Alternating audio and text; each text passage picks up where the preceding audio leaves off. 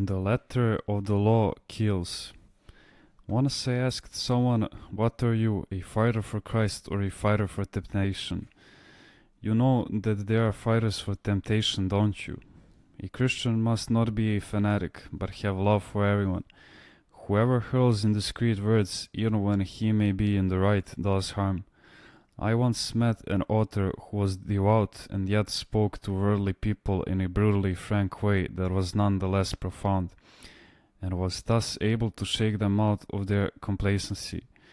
Once he told me in a gathering I said this and that to a lady, but by the manner in which he made his remarks he had crippled the poor woman. He embraced her in front of everybody. "Look," I told him, "you're hurling golden crowns with diamonds at people, but the way you're throwing them, you are hurting heads. Not just sensitive ones, but hard ones too. Let us not throw stones at people, Christian style. Whoever censures publicly someone who has sinned, or whoever speaks with animosity about someone, such a person is not motivated by the Spirit of God. He is moved by another spirit. The way of the church is love. It differs from the way of the legalists. The church sees everything with loving forbearance and seeks to help each person, no matter what he has done or how sinful he may be. I notice in some devout people a rather strange type of logic. Their devotion and good intentions are all very well, but they also need to be spiritually discerning and broad-minded. So their devotion is not accompanied by narrow-mindedness or hard-headedness. That is a stubborn and closed mind. The premise is to be in a spiritual state, to have spiritual discernment, otherwise what remains at the level of the letter of the law, and the letter of the law kills. He who has humility never takes on the air of an instructor.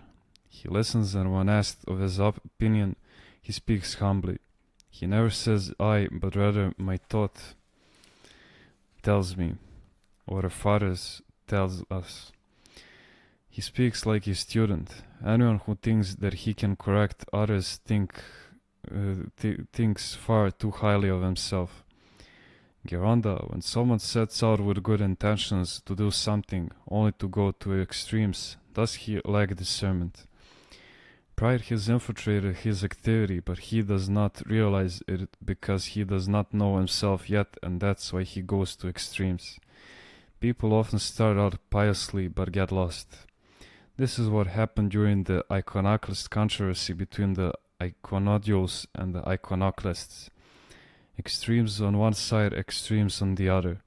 The iconodules went as far as to scrape the paint of the icon of Christ and put it into the chalice to improve Holy Communion. The iconoclasts would either burn the icons to throw them away.